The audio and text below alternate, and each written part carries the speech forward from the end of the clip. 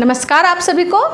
आज हम जो सीखेंगे वो है व्याकरण का ही एक अध्याय है जिसे हम संज्ञा कहते हैं।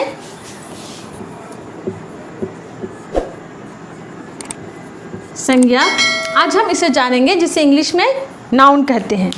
संज्ञा किसे कहते हैं, इसे हम बच्चों को समझाने से पहले उन्हें हम एक बात बोलते हैं। जैसे अगर हम उन्हें बताते हैं कि उन्होंने सुबह से स्कूल आने तक क्या क्या किया।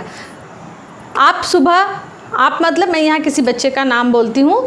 जैसे रमेश सुबह उठकर तैयार हुआ और वह सुबह के नाश्ते में चपाती और सब्जी खाया, फिर एक गिलास दूध भी पिया और फिर वो अपने स्कूल के लिए आया।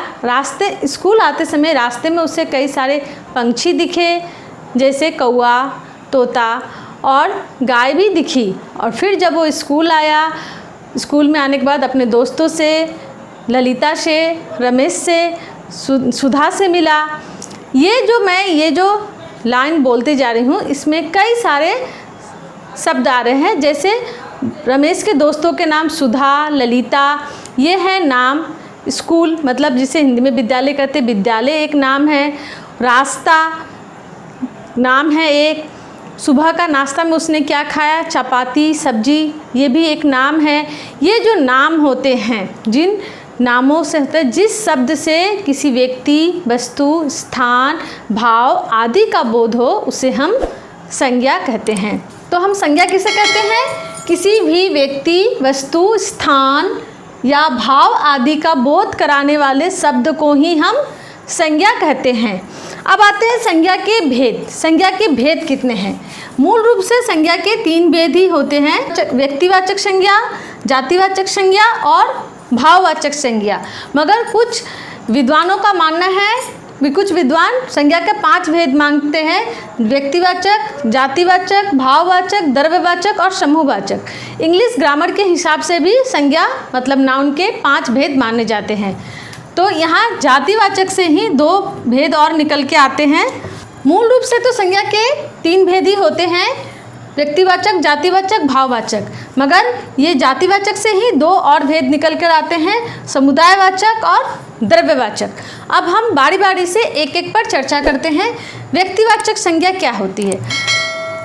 वो शब्द जिससे किसी खास व्यक्ति का बोध कराता हो वह व्यक्तिवाचक संज्ञा कहलाते हैं। जैसे ताजमहल बहुत सुंदर है। यहाँ पर विशेषकर ताजमहल के लिए बताया गया है, तो ताजमहल एक व्यक्तिवाचक संज्ञा है। या सीता पढ़ाई में बहुत अव्वल है, तो सीता है किसी विशेष लड़की के लिए बोध कराया गया, तो सीता यहाँ पर व्यक्तिवाचक संज्ञा है। या फिर गंगा नदी बहुत ही पवित्र, हिंदुस्तान में गंगा नदी को बहुत पवित्र माना जाता है, तो गंगा जो नदी है, यहाँ पर कौन सी नदी, गंगा नदी के लिए बताया गया है, तो यहाँ जो गंगा शब्द है किसी व्यक्तिवाचक संज्ञा के लिए अंतर्गत आता है। तो इससे हम देखते हैं व्यक्तिवाचक संज्ञा क्या आती है। जो शब्द किसी विशेष व्यक्ति, वस्तु, स्थान या द्रव्य का बोध कराते हैं उसे व्यक्तिवाचक संज्ञा कहते हैं। इसी तरह आते हैं हम लोग जातिवाचक संज्ञा। जैसे अगर हम बोले कि नदी, अगर हम नदी बोले, नदी मतलब कोई भी नदी हो सकता है। या फिर लड़का बोले तो कोई भी लड़का हो सकता है, राम, श्याम, मोहन, कोई भी लड़का हो सकता है। मैंने यहाँ किसी विशेष लड़के का नाम नहीं लिया, सिर्फ लड़का बोला है। लड़का मतलब कोई भी लड़का। पर्वत मतलब कोई भी पर्वत हो सकता है। या फिर मैंने बोला रंग में कोई भी रंग हो सकता है, लाल, पीला, हरा, नीला। मैंने किसी विशेष रंग का नाम नहीं लिया, सिर्फ रंग बोला। अगर ये रंग बोले मतलब कोई भी, पूरे रंग जाति का बोध होता है। अगर लड़का बोले पूरे लड़के जाति का बोध होता है।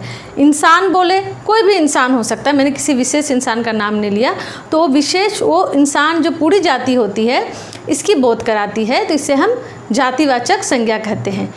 जो शब्द एक ही प्रकार के सभी प्राणी, जाति या वस्तुओं का बोध कराता हो उसे जातिवाचक संज्ञा कहते हैं। जातिवाचक के अंतर्गत 2 और आते हैं, समुदायवाचक और द्रव्यवाचक। समुदायवाचक ये जो शब्द समूह का बोध कराता हो, जैसे झुंड, सेना, भीड़ मतलब वहाँ बहुत सारे लोग होंगे, भीड़, तो वो जो समूह का बोध कराता है। या दल, दल अगर हम बोले तो दल में कोई भी दल हो सकता है, दल में बहुत सारे लोग एक साथ होते हैं। या फिर कक्षा, कक्षा में बहुत सारे बच्चे एक साथ बैठते हैं, वहाँ एक समूह होता है। तो इन शब्दों को समुदायवाचक संज्ञा कहते हैं। अब आते हैं द्रव्यवाचक संज्ञा किसे कहते हैं? जो संज्ञा शब्द किसी द्रव्य का बोध कराता हो, जैसे दूध, सोना, चांदी, लोहा, पीतल, तांबा, ये आते हैं द्रव्यवाचक संज्ञा के अंतर्गत। अब आते हैं भाववाचक संज्ञा किसे कहते हैं?